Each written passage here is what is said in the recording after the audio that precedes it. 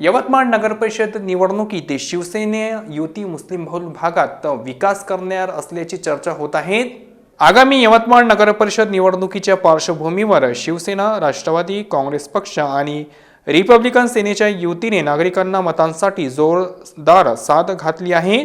नगराध्यक्ष पदाचे अधिकृत उमेदवार तेजस्विनी राजू चांदेकर आणि युतीच्या नगरसेवक उमेदवारांना मतदान करून विजयी करण्याचे आवाहन करण्यात आले आहे।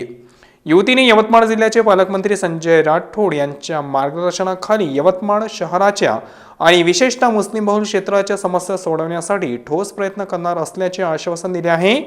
प्रचार सुरू होताच युतीकडून मुस्लिम बहुल क्षेत्रातील मतदारांना आकर्षित करण्यासाठी युतीने कब्रिस्तान सौंदर्यीकरण, पाणीपुरवठा व्यवस्था, मुस्लिम बहुल क्षेत्रामध्ये विशेषतः भोसा रोड, तायडनगर आणि डोडी या भागात रस्ते, पाणीपुरवठा आणि इतर विकास कामांकडे विशेष लक्ष देण्याचे आश्वासन मतदारांना दिले आहे।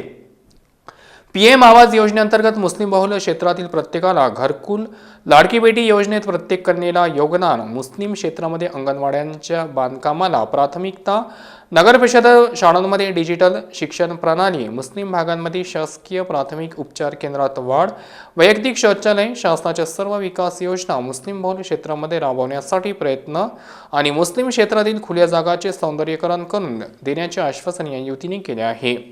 नगराध्यक्ष पदाचे उमेदवार तेजस्विनी राजू चांदेकर या सुशिक्षित युवा असून प्रसिद्ध सामाजिक कार्यकर्ते राजू चांदेकर यांच्या कन्या आहेत। त्या सध्या प्रचारात आघाडीवर आहेत। प्रचार समन्वयक म्हणून या भागात काझी आसिफ अली खान हे सक्रिय आहेत। युतीच्या या आश्वासनाच्या पूर्ततेसाठी नगराध्यक्ष आणि सर्व नगरसेवक उमेदवारांना मोठ्या मताधिक्याने विजयी करण्याचे आवाहन प्रचारात करण्यात येत आहे।